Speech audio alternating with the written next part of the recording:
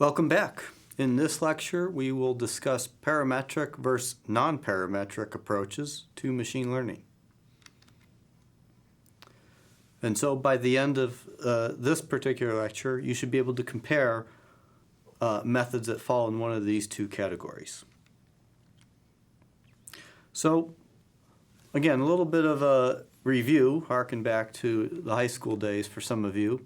You learned your first parametric machine learning model, and it was linear regression. Y equals mx plus b. And W and B, those are the parameters. They're learned from historical data.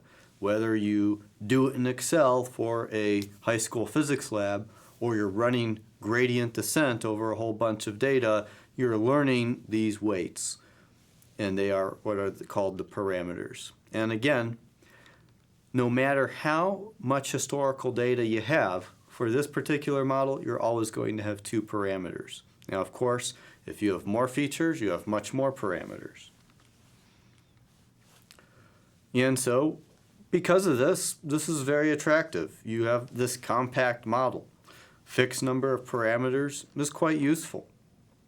You know, linear regression, 100 samples, 10 features, that's only going to have 11 parameters. One weight per feature plus the bias. Same size, same number of features. If we would have, say, 1,000 samples, you would still just have 11 parameters. However, there's sometimes where the number of parameters will actually be greater than the amount of training data.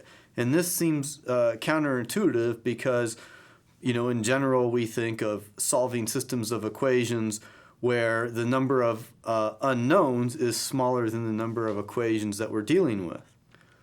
But deep learning is a really, obvious case where this doesn't seem to be true. And here's an example. This is from Google/DeepMind on a system called AlphaFold 2.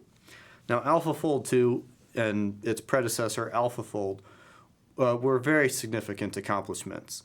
They solved what is called the protein folding problem, and there's this problem in biology where you have a chain of amino acids, and what happens is that chain of amino acids folds up into a weird three-dimensional structure, and being able to predict that three-dimensional structure is extremely difficult.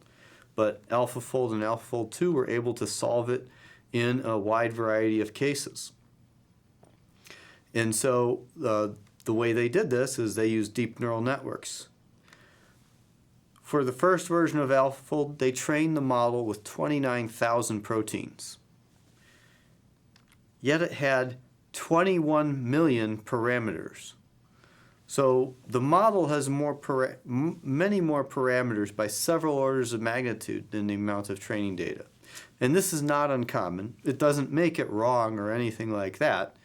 But that's just how that works. So it's not always going to be the case where using a parametric model is going to mean that that model is smaller as opposed to something that is acting on the data, like a non-parametric approach.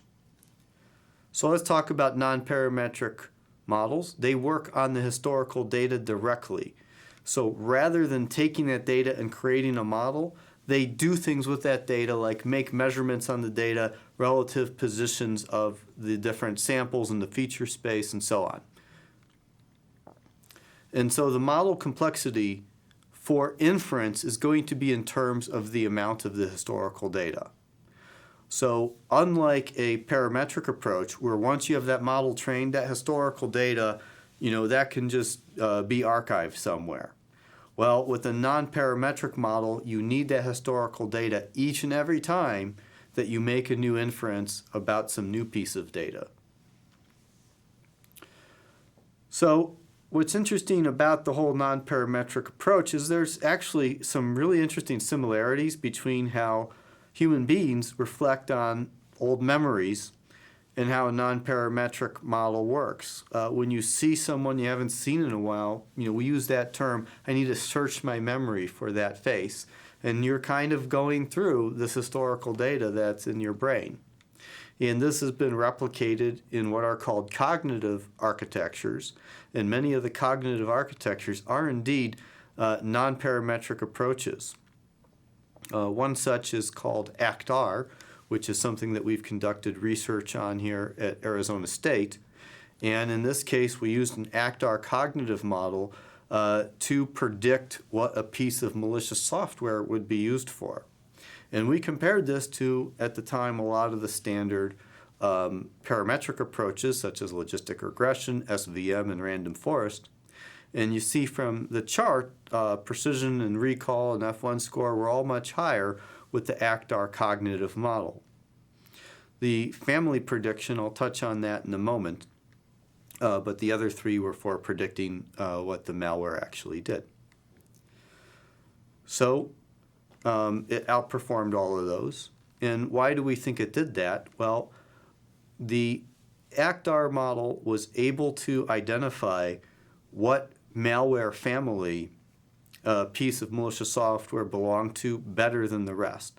So it was able to kind of group like malware together in the feature space, and that's ultimately what gave it the edge over the other approaches. And it turned out that the ability to do that was kind of key in determining what the malware actually did. So anyway, that was just a quick example to kind of hone your intuitions as to why non-parametric methods are important and are useful. Stay tuned for more content.